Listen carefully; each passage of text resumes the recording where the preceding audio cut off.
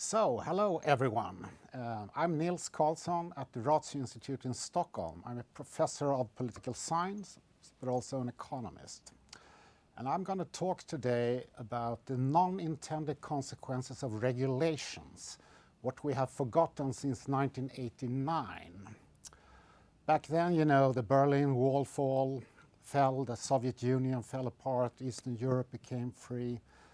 And I think we all agree that communism died. The belief in central planning, 5-year plans, collectivization of agriculture and so on, that became dead ideas. But the belief in regulations did not die, I'm afraid. So socialism, in the sense of a strong belief in interventions into markets and civil society, is still alive. So just as Hayek, I'm going to talk to socialists in all parties, because I think these beliefs are just as dangerous as communism.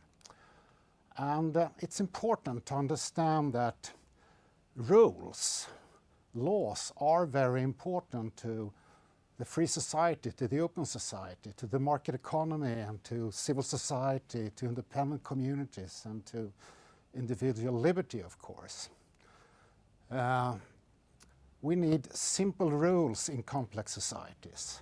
And those simple rules concerns property rights, the rule of law, freedom of contract, protection of individual liberties, civil, political, and economic liberties, but also, of course, to protect liberty in general.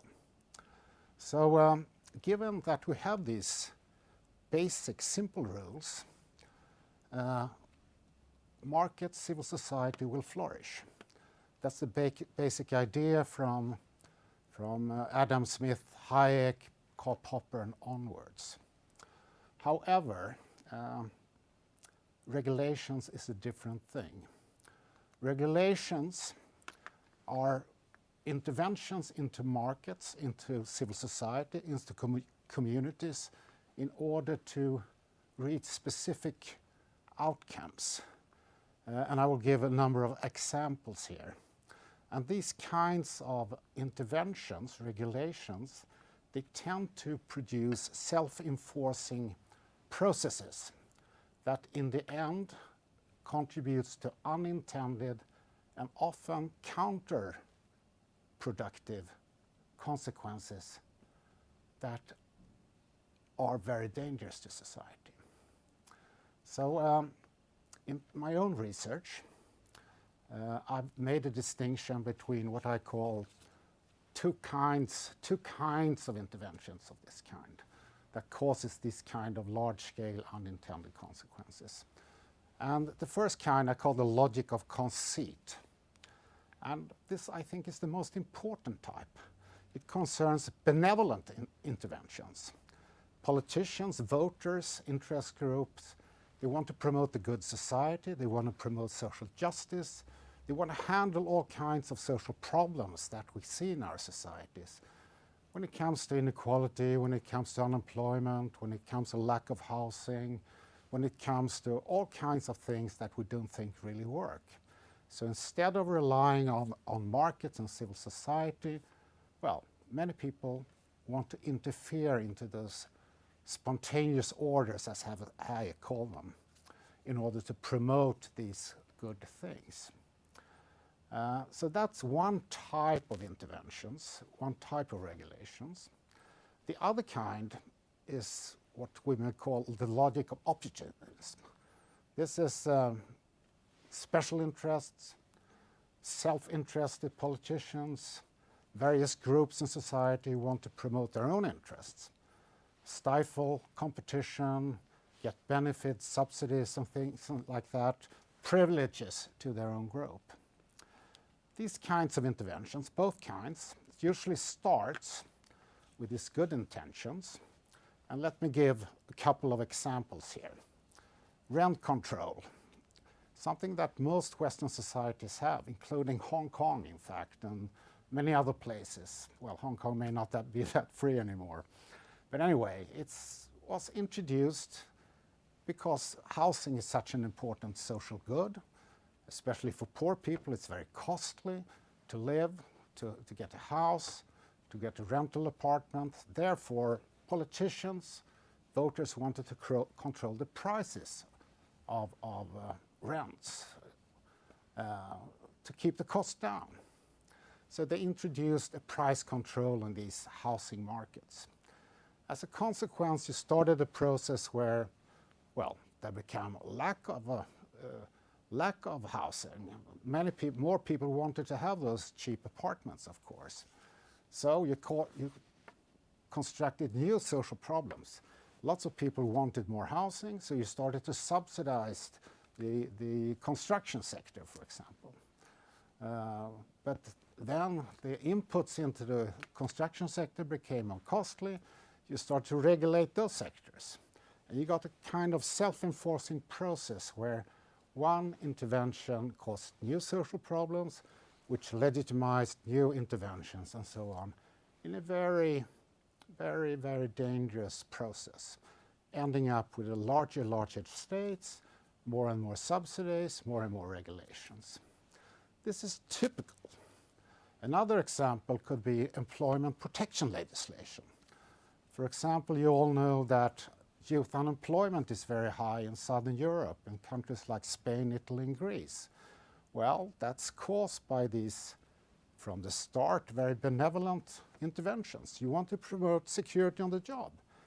It's costly to lose your job, so people who have a job want the secure of feeling safe and secure.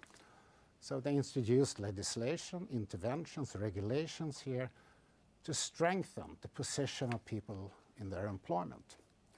Well, this of course in the long run gave consequences as companies not wanting to hire people because it became too risky to hire people with the wrong competencies, because it became too costly to fire them if they didn't, well, produce what was expected at the job.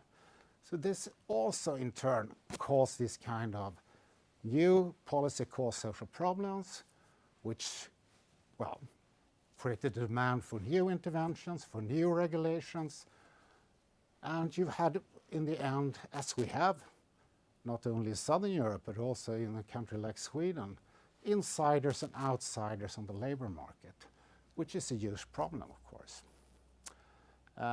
We could take more contemporary examples here. For example, something I've written about myself, which I believe is perhaps one of the biggest threats to liberty and to freedom in Europe at least. And that's the European social pillar of rights, the European pillar of social rights that the European Union wants to promote. And also with the support of most governments in Europe, and of course by the European Parliament. For example, they are now introducing a European minimum wage because they believe that wages are too low in some countries, such as Southern Europe, Eastern Europe, and so on.